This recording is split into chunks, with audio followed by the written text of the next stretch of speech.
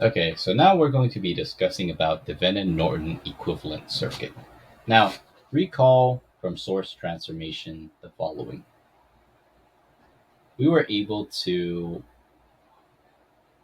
take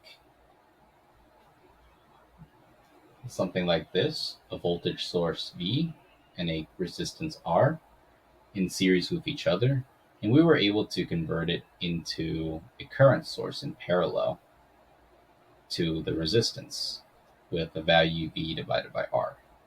And this is interchangeable, so we can always kind of reflect that accordingly. Now,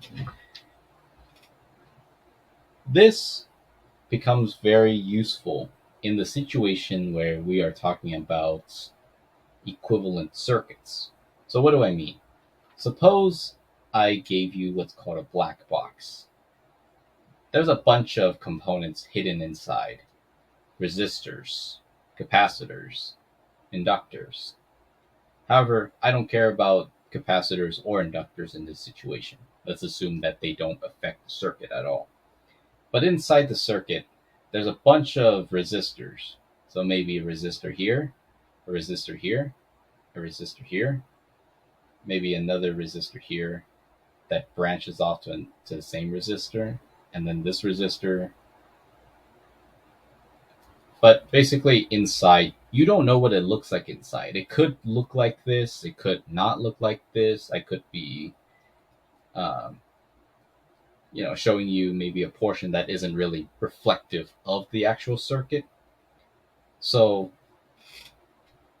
here we have a black box. We don't know what it is necessarily inside, but with a black box we have something.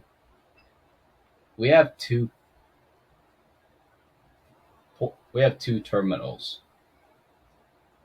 If we take the open circuit reading of it, we reflect an open circuit voltage, which we call a Thevenin voltage.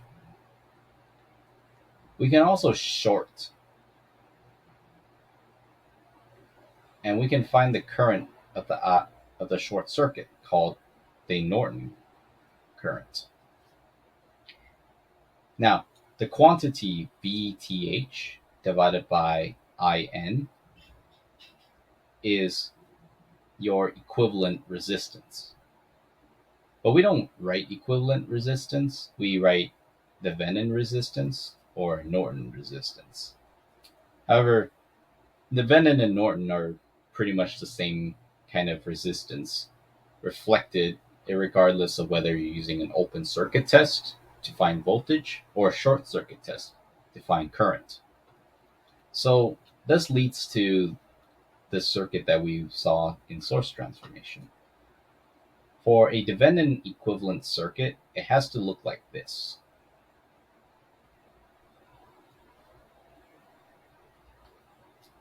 R and then VTH. For a Norton circuit,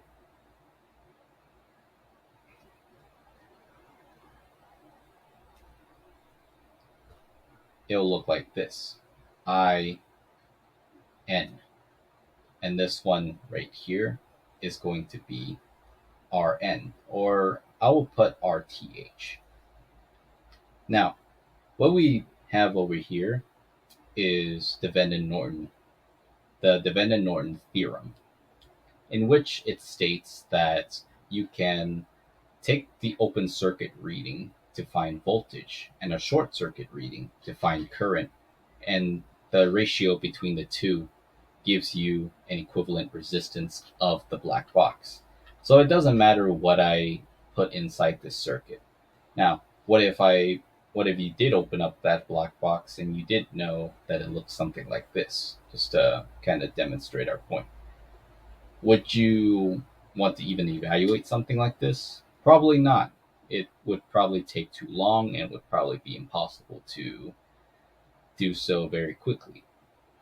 So with the Thevenin Norton, we don't look at inside the circuit, but we can reflect it based on the open circuit test and the short circuit test. Now, there are also other equivalent circuits for in the case that we Xịt have khoan này. Đây. Yeah. Xịt khoan là bảo cái xịt kéo thong người xịt Yeah. Okay.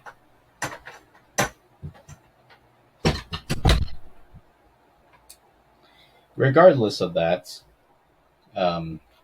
so that's why we use the Venn and Norton equivalence circuits, just for us to be able to evaluate looking at a circuit right away.